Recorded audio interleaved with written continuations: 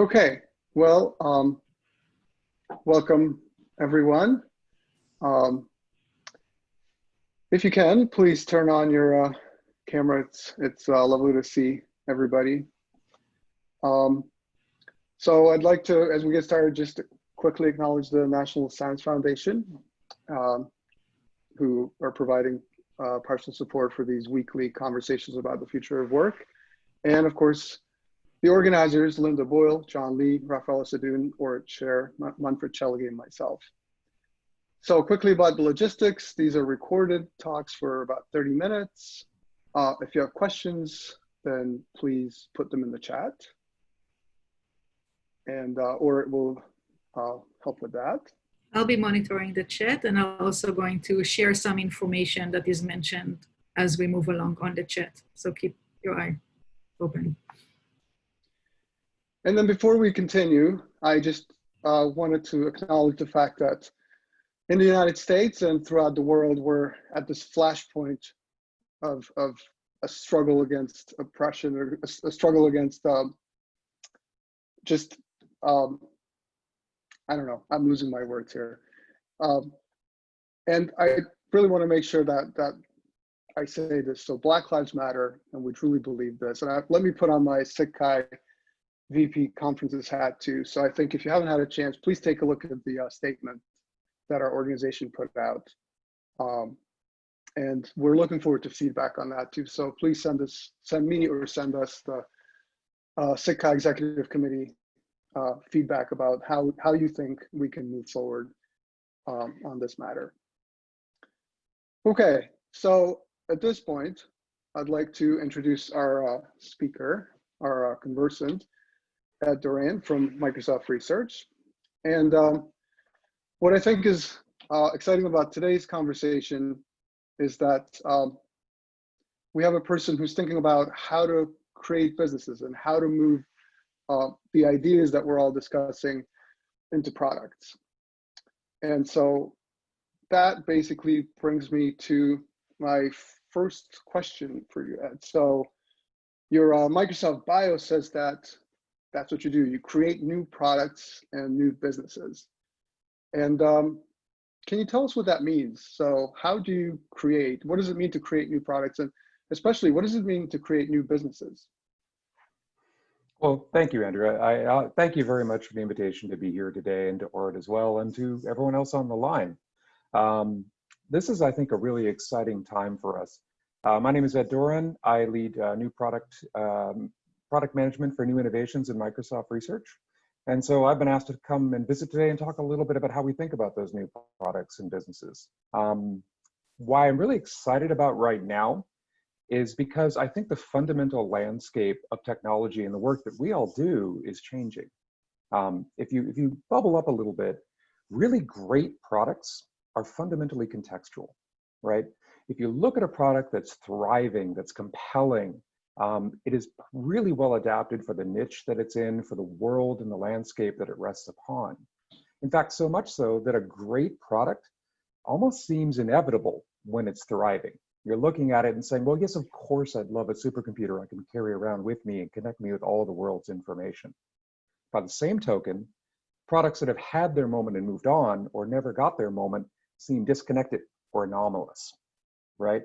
So why doesn't that phone have a touch screen? Why doesn't it connect to all these applications and services that I love?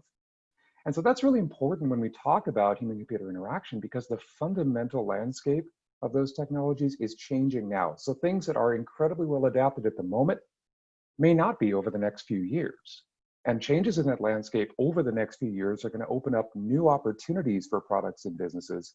And they're going to raise brand new questions for researchers about, how do I interact with these experiences? How do I actually have a compelling experience in a landscape that we've never seen before? So let me give you an example.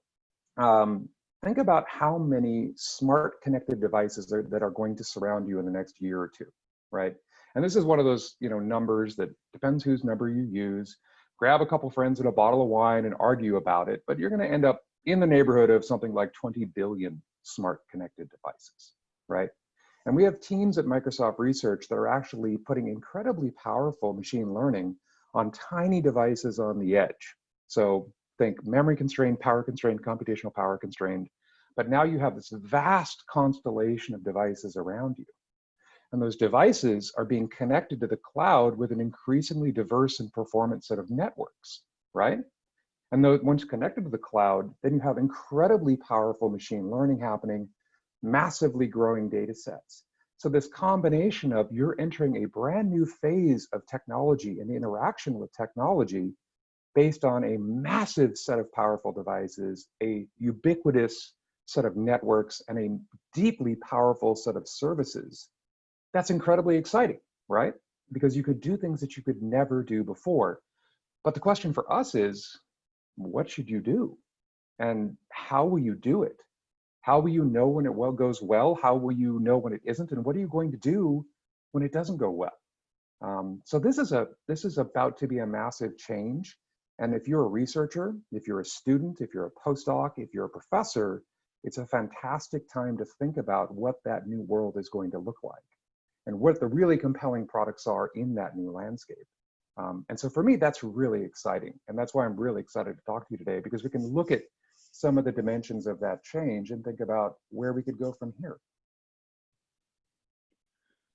So on where we can go from here, you co-founded a few products with Microsoft Research, including Cortana.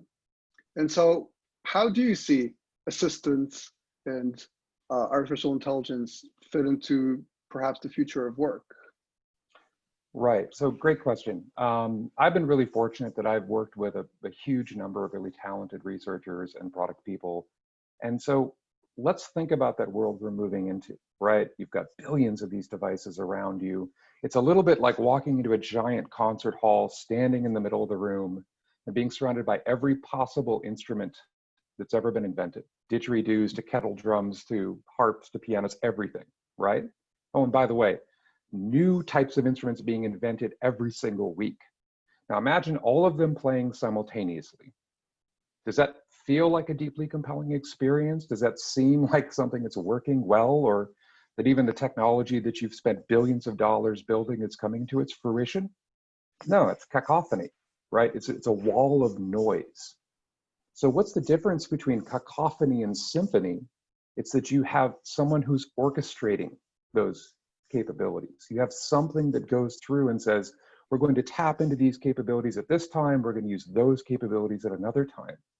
So if you think of it that way, and if you believe that the landscape is changing to become far more diverse and far more capable, you almost inevitably have to start having a conversation about what are the intelligent services that we would build? What are the assistants that we would support that helps us navigate through this incredibly rich environment of devices and services? So I think that's the primary driver for intelligent services and assistance, is taking all of these raw capabilities and then bringing them together in a way that's useful.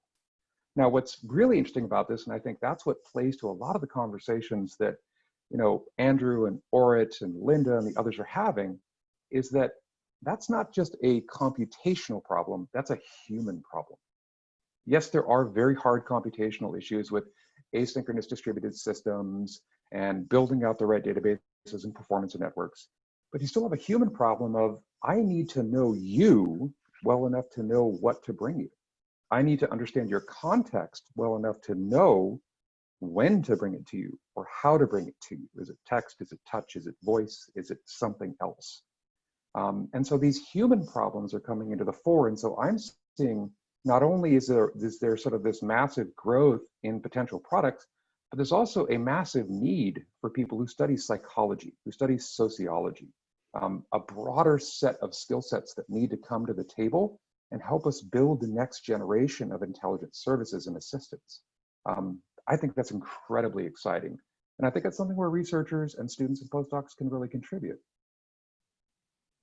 So the whole building the symphony versus the cacophony, do you see that as Microsoft's way and then maybe, I don't know, Google's or Amazon's way separately? Or is there going to have to be some collaboration, right? So, I mean, if there are all these instruments playing at the same time, do they really need to talk to each other so that they could collaborate? Or is there sort of an external arbiter that we're building that says, you know, here's the instruments I'm going to pick and choose, and then me, Microsoft's version, this is how we're going to do it, and someone else, you know, what do you think is the right approach, if there is, or what approach do you prefer? What are the pros and cons of the different approaches? So I think there's a number of answers to that question, and you're asking something that I have friends at just about every major technology company, and this is something we laugh about and argue about over beverages of various types quite a bit. Coffee? Sure, yeah. My preference is it's an ecosystem, right? I think Microsoft has always been an ecosystem company. We do well by building platforms that help our partners succeed. And I think that's true. And I think it's true because if you look at the human analogs, imagine your best friend, your favorite colleague, your best assistant, whatever, your favorite advisor. You didn't like working with them because they knew every single thing you ever needed to know. You liked working with them because they had things they were great at, and they had a network of other people they could tap you into, right? So the obvious analogy here is to say, I love having a great mechanic, but I'm not going to ask that mechanic to be my surgeon or my dentist. Connect me with a great surgeon, connect me with a great dentist. So I think you're going to see a future where you have intelligent services, and that service needs to know you well enough to know your preferences, but there's a huge opportunity to tap into complementary intelligent services and say, well, here's what we think, and because we know you like X, we ask them too, and here's some recommendations there. Often, how you value the recommendation that comes to you is dependent not just on its relevance and its accuracy, but its source. So I think an ecosystem play seems really interesting and really exciting if you think about the future of those services. Very good. Ori, do you think we can move to the questions? Yes, I do have a question before we jump in and move forward, and I think it's especially relevant for this week. You talked a little bit about niche and how these products will be in our home environment, in our work environment.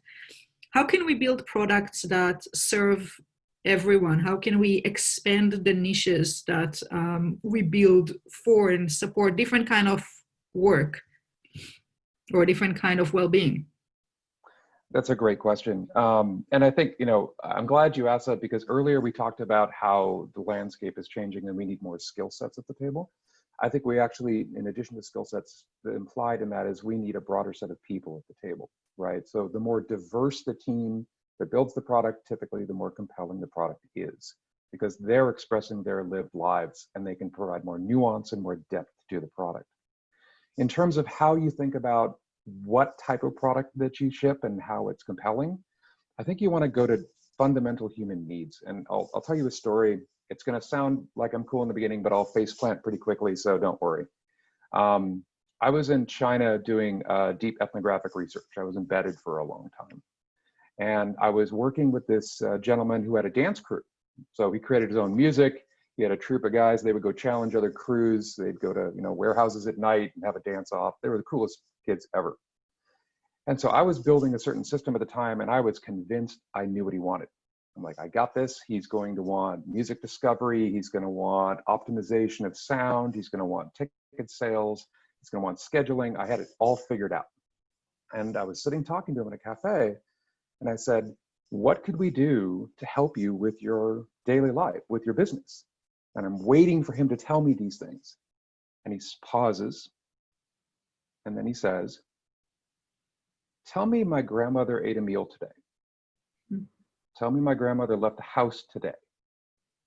You see, his most important thing for a smart home or for a connected world, he has a business and that's fine, but what he cared about was his family. And so when given the chance to do anything, he wanted to be there for his grandmother. He wanted to know that she was healthy, she was eating, that she was getting out of the house. It's even more relevant these days. Exactly. And so that's that moment when you remind yourself, I can do almost anything with this vast constellation of devices and services, but what I should do are the things that enhance life and that are durable human needs, about connection, about empowerment, about assistance. And so when you think about the things that are going to be really compelling, I'd encourage you to put it through that lens. It's not just what you can do, it's what you should do. Does that help? Yeah, this is great. This is a really promising way to think about kind of deep engagement and really understanding human needs. We have a question from Maria. Maria, would you like to kind of ask your question? Turn on the mic. Hi, Maria. Sure. Hi. Very nice so far. I would like to get a bit more specific about voice user interfaces, because you just slightly mentioned them, and this seems to be one thing that is more popping up everywhere as part of the conversational interfaces, user interfaces. And what do you think will be their role in our future work environment, or the well-being maybe even, or not? I mean, we had this flashlights which are supposed to help us, and then we shut them down more and more to make them more private or not as invasive, let's say. And how do you think we should approach building them, like machine learning voice user interfaces? Okay, so those are great questions. I feel like there's 3 questions there. So let me see if I can get all of them. One, let's think about privacy and security for any of the interfaces that we're building. There is this opportunity in the very early stage of this explosion of devices and services to try to add privacy and security as a post hoc addition to a product that almost never works. Instead, we have to think pretty carefully about how do we think about privacy, how do we think about security, how do we think about civil liberties from the beginning. And Microsoft Research is working on a number of really interesting technologies, things like homomorphic encryption, differential privacy, multi-party computation, confidential computing, and embedding that into the product from the beginning, so you don't try to add it on at the end because it's seldom possible. Second question I think you touched on was, how do we think about these conversational interfaces and where we could be going from there? What seems really interesting to me, it was the transition we saw a few years ago when voice interaction with computing systems was largely, oh, you mean speech to text, or you mean dictation. And that was fine. There were certainly scenarios there where that was really useful, but that's changing significantly because as we carry computing with us through our day, there are scenarios where voice interaction makes way more sense. So it's not about those very limited scenarios, but it's more about how you tap into that capability and then deliver it in the context. What's interesting to me going forward is not looking at that as a single modality, but thinking about what is the multimodal interaction that happens in those environments. So maybe I'm riding on the subway in Tokyo. I'd love to hear a voice telling me the things I need to know about my next stop, about whether my boss is called, things I need to do today, but I may respond by touching a device that's on my wrist or on the edge of my headphones, or with a gesture. I may be driving a car and getting voice prompts there, but I may respond in different ways. And in fact, the prompt I get from my car may be greatly influenced not just by the explicit interactions I have, but by the implicit things that are happening. So in that case, for example, let's say I'm driving along and Andrew's driving.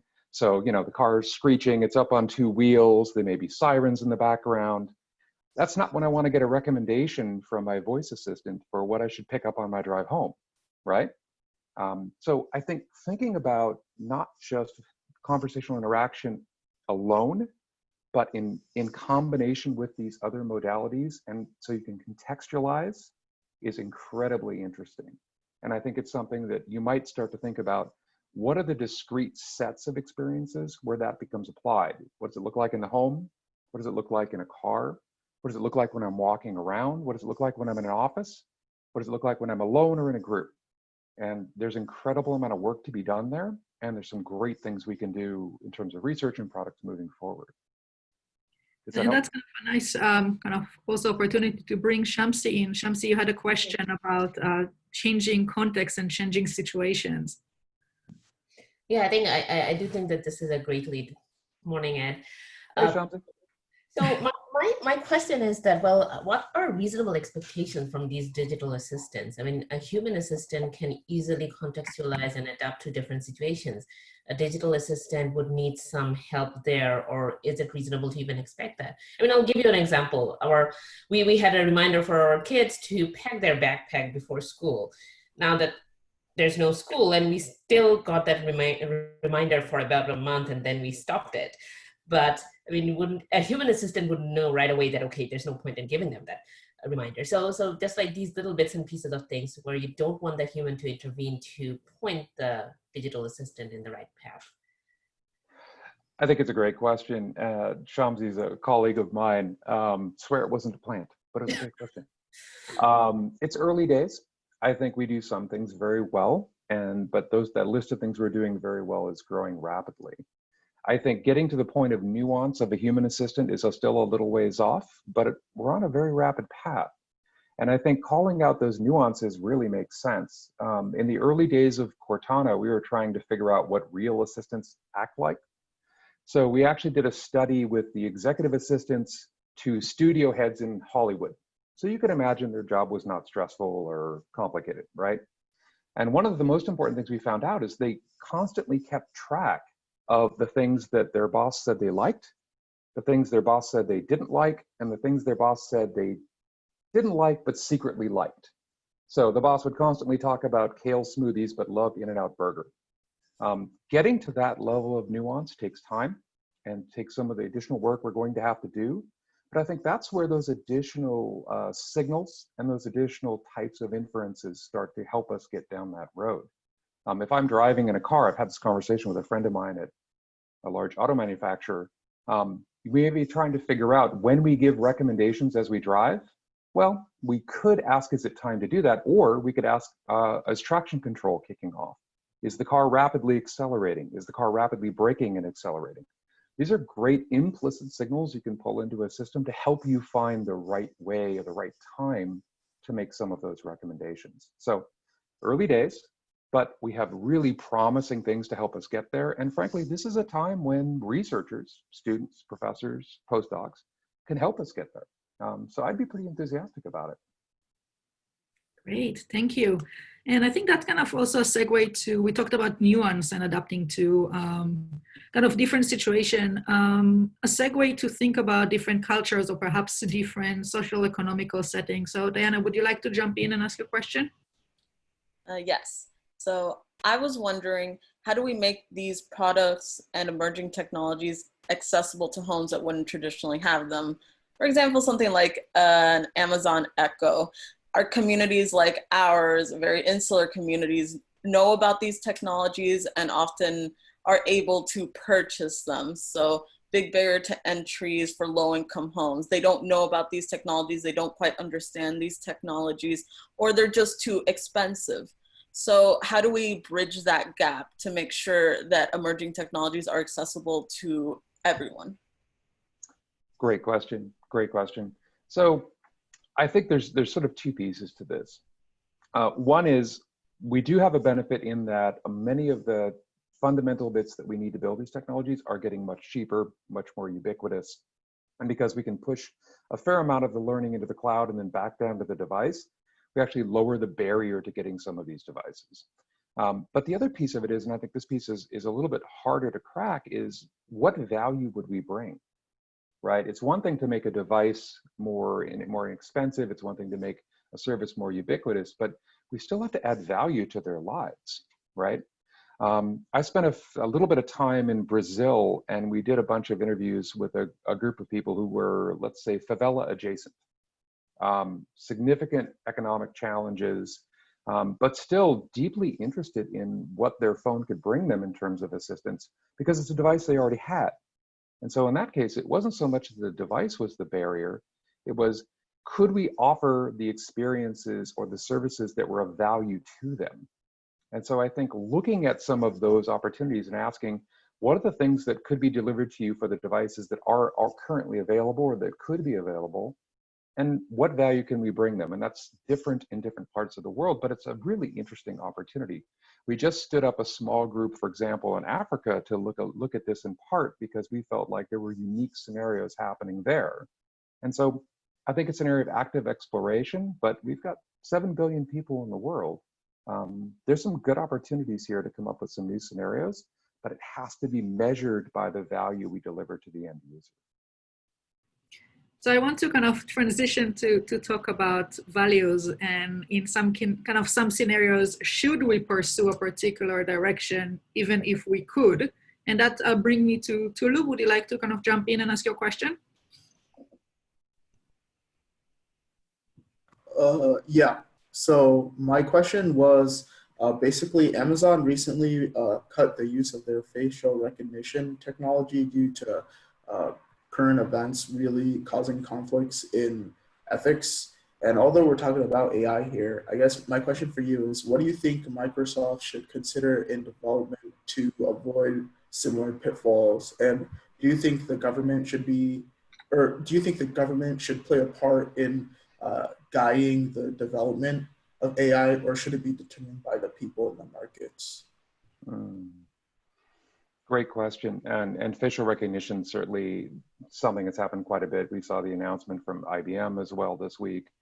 If you go back in time a little bit, actually, Microsoft has been very proactive on that stance. There's a couple of really good blog posts about how we felt the facial recognition needs to be regulated and applied in very narrow scenarios so that you can have the benefits of it. For example, reuniting lost children with their parents, but not the issues of civil liberty and the potential loss of privacy that can come from unregulated facial recognition. And so there's a number of resources there you can take a look at.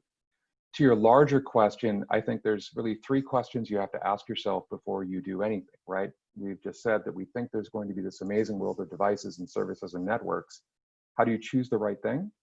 I think there's three dimensions. One, it needs to be meaningful. We could do lots of things, but are you actually doing something that adds value to someone's life, to the earlier caller about different parts of the world? So is it meaningful? Second, is it empowering? We're not really interested in replacing people. What we want to do is help people do the things they're really great at. Things like judgment, creativity, productivity, accountability. These are things people thrive at. So let's make it easier for them to do that. And then three, is it responsible? Should you be doing this?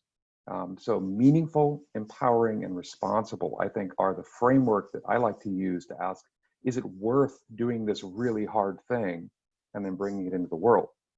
That still can be fun, though. Let me give you one quick example.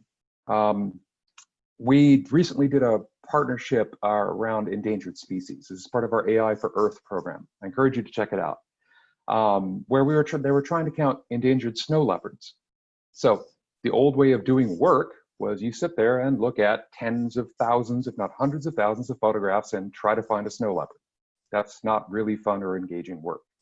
You have to admire the dedication, but it's really hard.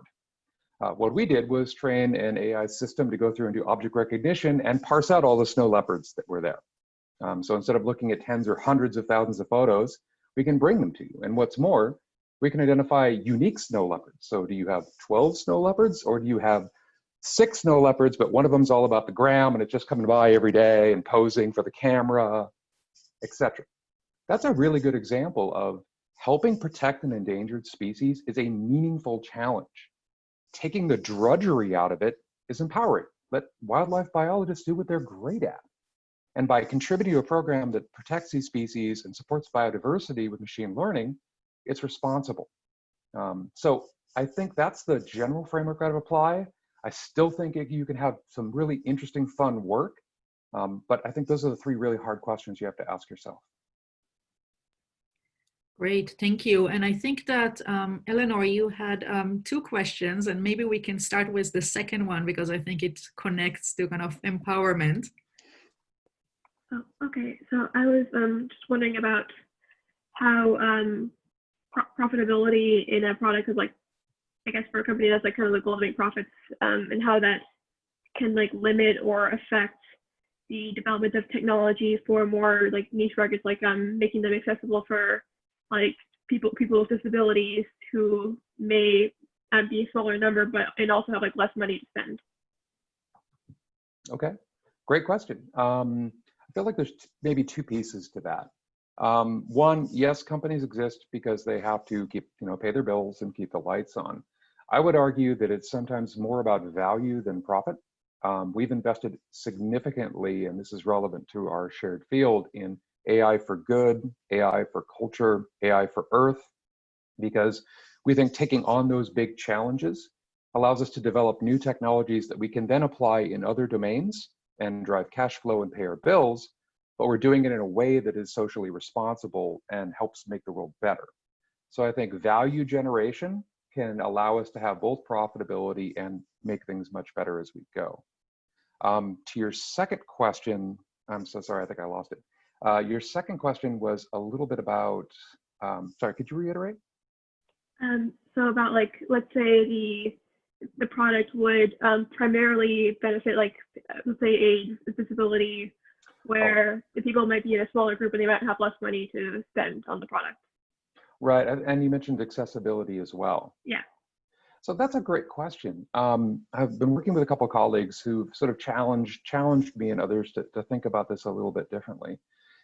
Sometimes when you talk to people about accessibility, it's almost a binary definition. Either it's accessible or it's not, or there's a population that requires it or not.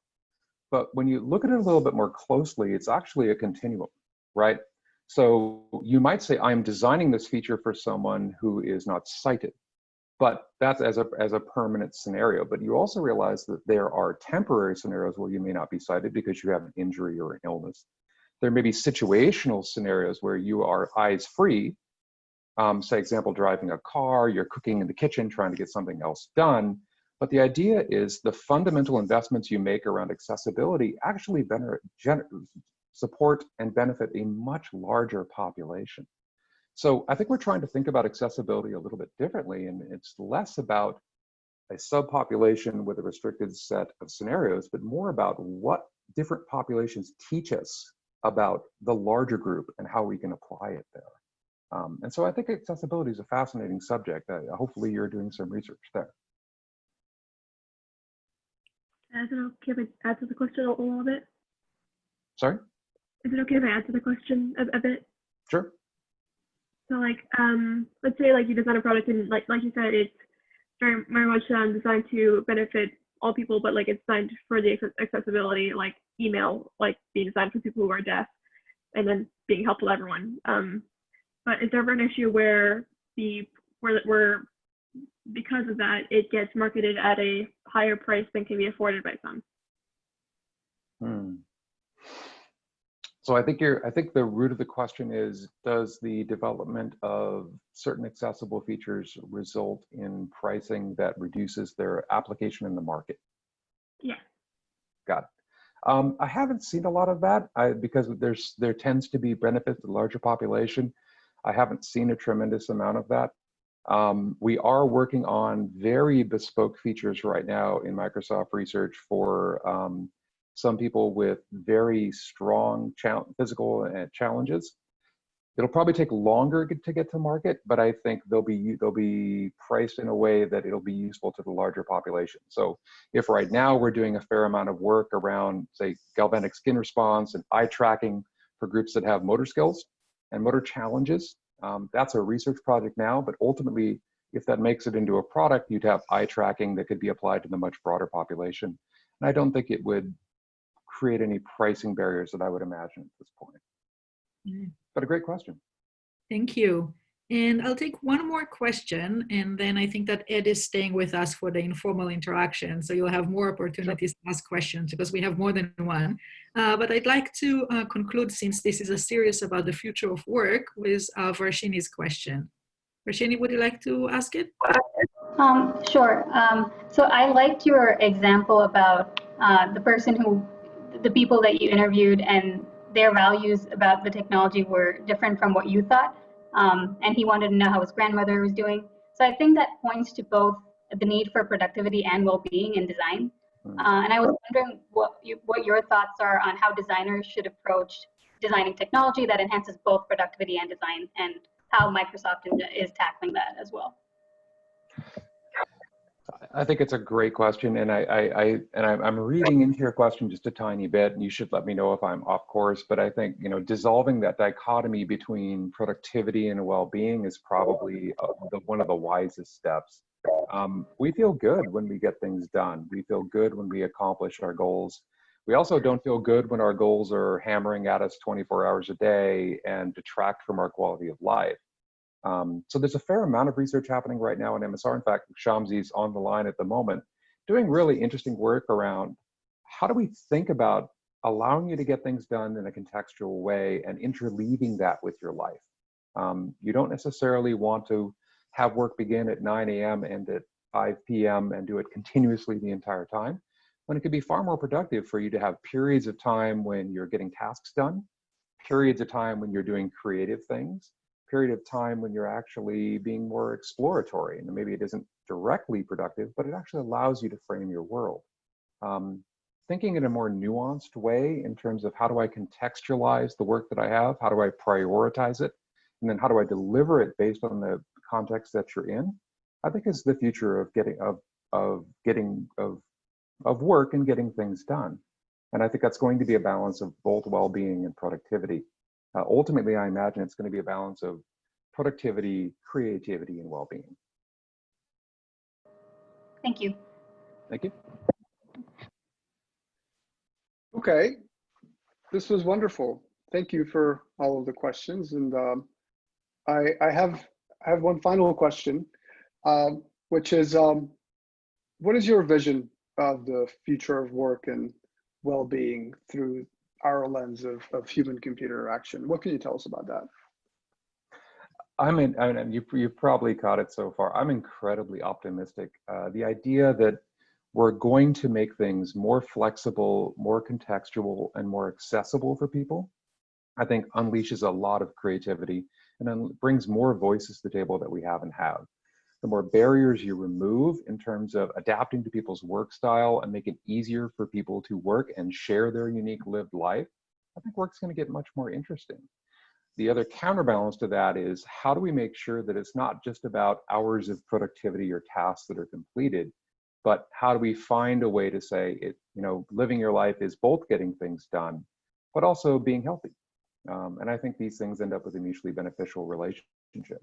That means you're going to see great research on things like, how do I build a bespoke set of experiences for the different contexts of my life, at home, at work, on the go? How do I think about understanding and contextualizing tasks that I raise up to people so they can say, you're ready to do this kind of task versus that kind of task? This is going to be an entirely new era of technology and of design. And I think there's never been a better time to be a student, to be a professor, to start doing the research that's going to help us shape that. I'm incredibly excited. Thank you. Thank you. Thank you, Ed. This was wonderful. I really enjoyed the conversation. Thanks for having me. So before we wrap up, I wanted to quickly also remind you that next week, our colleague Rafaela Sadoun will join us, and she will talk about the future of work post-COVID-19. Rafaela has some amazing experiences, having just served on a committee under the Italian Prime Minister on reopening Italy. So we're looking forward to that conversation. I will stop the recording now, and please stick around and let's talk some more.